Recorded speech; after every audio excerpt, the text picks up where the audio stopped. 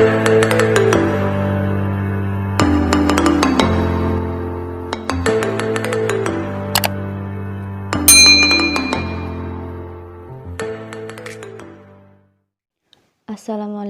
warahmatullahi wabarakatuh. Perkenalkan, nama saya Fahiratul Jannah dari Universitas Muhammadiyah Jember, Fakultas Pertanian, Program Studi Agribisnis.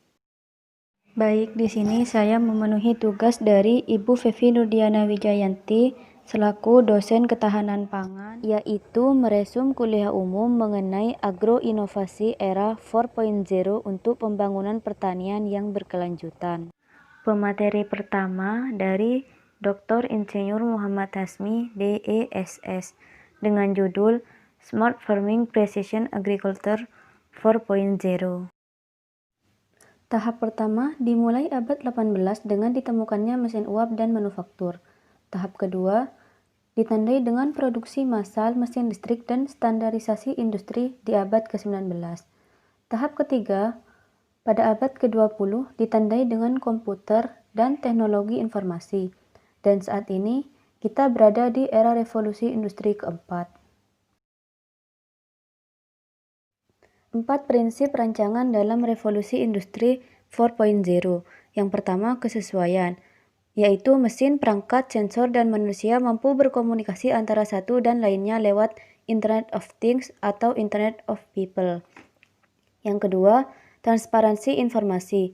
Sistem informasi mampu menghasilkan salinan dunia fisik secara virtual dengan memperkaya model pabrik digital dengan data sensor. Yang ketiga, bantuan teknis, yaitu kemampuan sistem bantuan untuk membantu manusia dengan mengumpulkan dan membuat visualisasi informasi secara menyeluruh, serta membantu manusia secara fisik dengan melakukan serangkaian tugas yang terlalu berat. Yang keempat, keputusan mandiri, yaitu kemampuan sistem siberfisik untuk membuat keputusan sendiri yang melakukan tugas semandiri mungkin. Perkembangan teknologi di pertanian dimulai dari traditional farming dengan bantuan hewan, kemudian tergantikan mesin, dan smart farming, yaitu mesin terhubung dengan internet, serta kecerdasan buatan.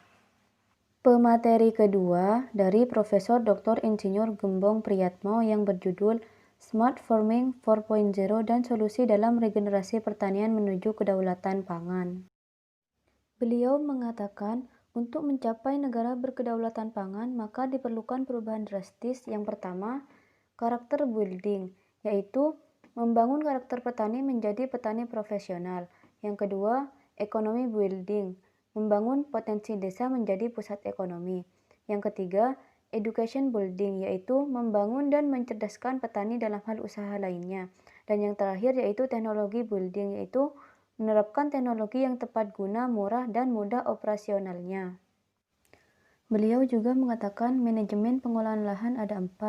Yang pertama, pengolahan lahan, kedua, sanitasi lahan, ketiga, penanaman bakteri, dan yang keempat, drainase.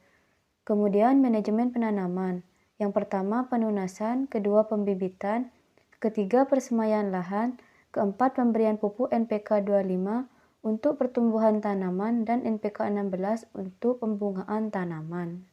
Penerapan urban farming teknologi Pandawa Kencana Multifarm Yogyakarta.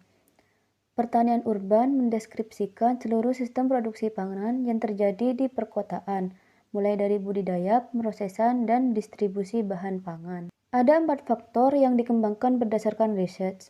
Yang pertama, faktor permodalan, dengan modal kecil tetapi berkualitas dan kuantitas.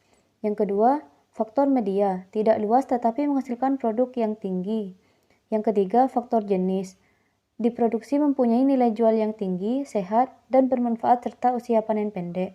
Dan yang terakhir yaitu faktor setiap usaha budidaya urban farming harus mempunyai kontribusi yang baik terhadap lingkungan alam.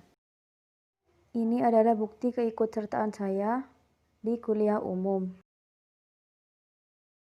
Sekian penjelasan saya di video kali ini. Kurang lebihnya mohon maaf. Wassalamualaikum warahmatullahi wabarakatuh.